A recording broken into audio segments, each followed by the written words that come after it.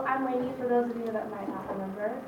The topic that I chose to inform you all about is the continued debate of legalizing marijuana.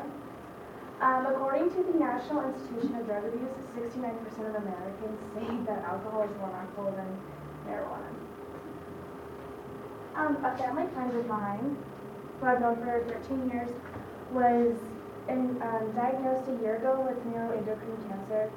She's said to live no longer than 4 years, or well, it was like no more than 6 months, no less than 6 months, no more than 4 years. So like, it's been a year, but it's still kind of like taunting because she has no cure. She uses medical marijuana in the chocolate form to suppress nausea from her chemotherapy. And without this, her appetite wouldn't be stimulated, which would cause her to lose weight. And in addition to this, she wouldn't get the proper nutrition necessary for chemo. This is courtesy of her blog.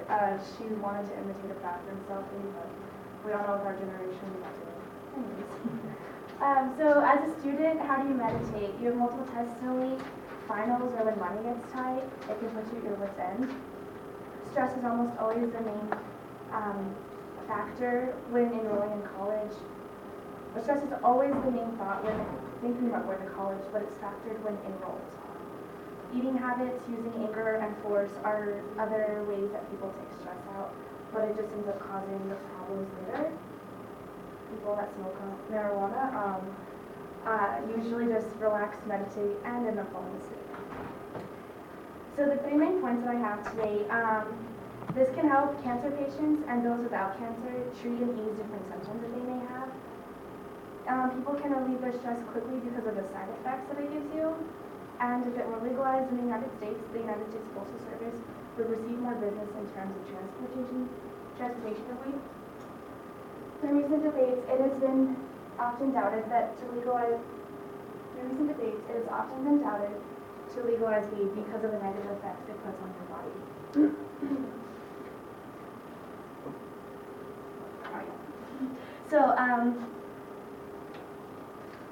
Though people may oppose, the reasons behind the legalization increased by the symptom in terms of assistance.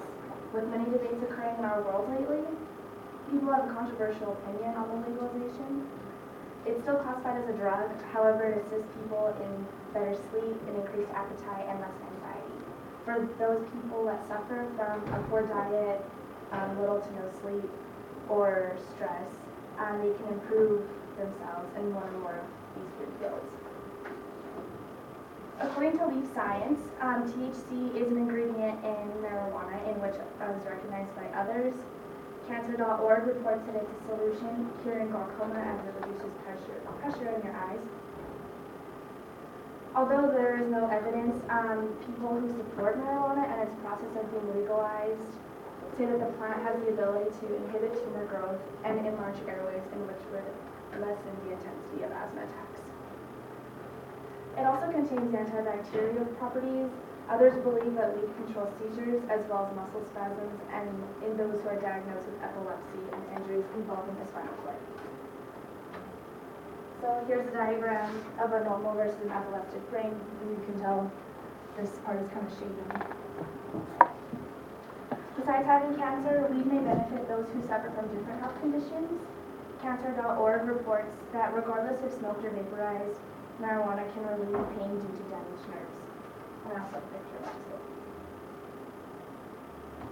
Through studies, it's been proven that HIV patients improve their food intake due to smoking weed.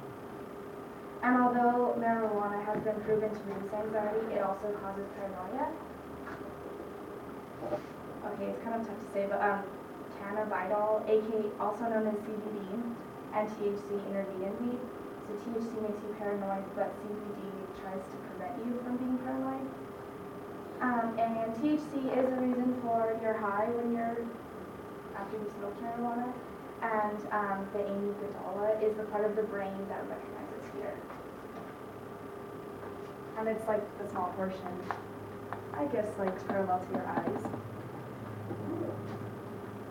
So higher concentrations of CBD lately have been put into marijuana, and it's been popular for the sake of maintaining a positive reputation in terms of the medical effects of the drug.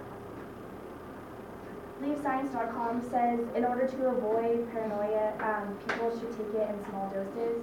Those who take marijuana in small doses don't really freak out and they're known to be at ease. LeaveScience.com also states that for people who are looking for cannabis to treat anxiety disorders, they're advised to find strains of cannabis with a high CBD concentration. A terpene is a compound that is among 60 or more different CBDs, which again, it prevents anxiety when you're high.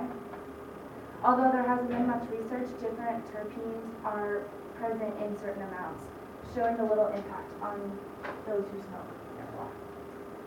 Aside from relieving stress and possibly getting paranoid from too much THC, the United States Postal Service has seen higher numbers in regards to confiscated packages.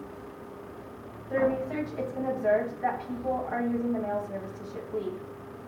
Reported by the Cannabis Law Group, a total of 493 pounds of weed was seized in 2013.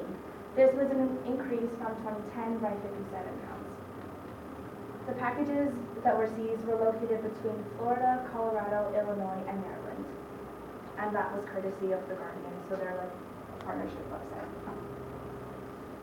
It is stated, according to The Guardian, that 10 states were expecting to receive 15 packages in 2010. This is compared to packages that were intended to be received from 33 states in 2013.